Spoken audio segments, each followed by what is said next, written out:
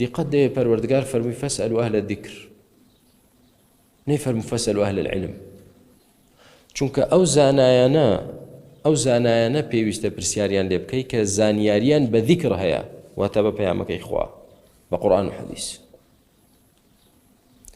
هەر کەسێ بڵێ من زانام و مەلام و مامۆستام و بە ناوی دینەوە قسەی کرد، بەڵام نە ئاەتت بۆ بازەکانە حەدیث، یعنی ذیکرت بۆ باز ناکە، ئەهلی ذیکر نییە، خۆی ئاگای لە قورئان و حەدیث نییە، ئەوە شایستەی وێنێ پرسیار لێ بکەی. بۆیە المقلد لا يستفتى، مقلد ئەوە نییە کە تۆ داوای فتوای لێ بکەی، چکە هیچ نازان، هەر دەڵێ فڵان وایوت و فڵان وایوت، نە، ئەهلی ذیکر. بۆیە ئەی مسلمان، ئەی ئەو کەسێک کە خۆت نازانی، پرسیار لە کەسێک کە شارەزایە لە قورئان و سنەت، پرسیار لەوە بکە کە وەڵامی دایتەوە بڵێ خوا وای فەرمووە، پێغەمبەر صلی الله علیه و سلم وای فەرمووە، ئەوە ئەهلی ذیکرە.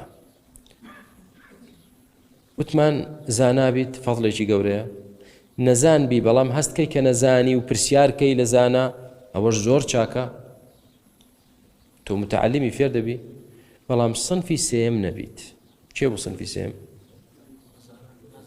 نەزانە و نارزانێ کە نازانێ، ئەوە کاریسەیە، ئەوە موسیبەتە.